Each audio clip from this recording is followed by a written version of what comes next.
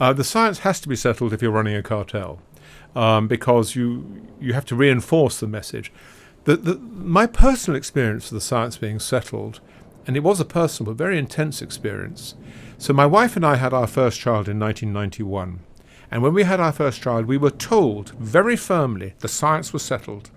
Newborn babies had to be put to sleep on their tummies, because if they weren't put to sleep on their tummies, they would develop something that we in England call cot death. And there was a terrible epidemic of cot deaths at the time, across the world, by the way. In 1993, when we had our second child, we were informed that the science was settled.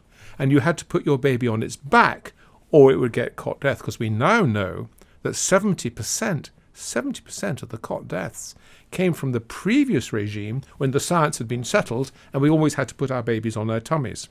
What startled me about this almost gestalt switch from one to the other is no one ever said, oh, sorry, we got that wrong. Yeah. No one ever said, there was no grey period when people started discussing. It just went from literally a flick of a switch. One morning, everyone woke up to be told the science had been settled in a completely new way. This is a very unscientific way of approaching the world. Yeah. And we know, of course, that in fact the great disruptors often do come from left field, as we say in England, with ideas that are utterly rejected by the mainstream of science.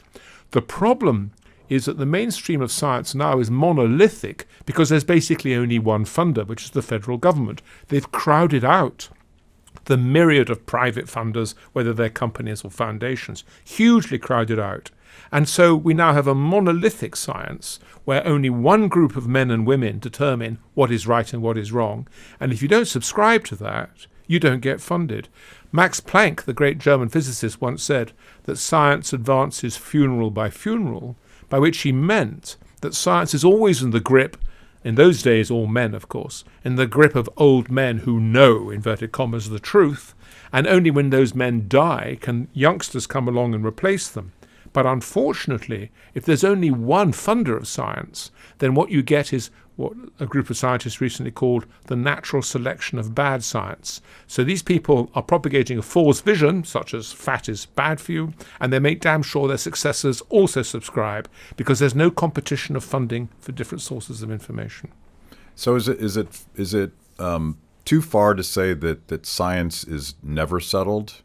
That even the things that we think we understand fundamentally might in fact and should in fact be open to scientific challenge and threats of a better idea? Science is never settled. I mean, if you were to talk to the average 19th century physicist 200-300 years after Newton and all that, it seemed that physics was done. In fact, physics was a closed book. In fact, why would anyone go into physics? Yeah. And then Einstein comes along with relativity, then Planck, actually, coming back to him, comes on with quantum mechanics, and suddenly we realize that everything we thought we knew was it wasn't wrong, it just was insufficient to explain. And once you go fast enough, I'm talking about the speed of light now, suddenly Newtonian physics doesn't make sense. So the science is never settled. It can't be settled.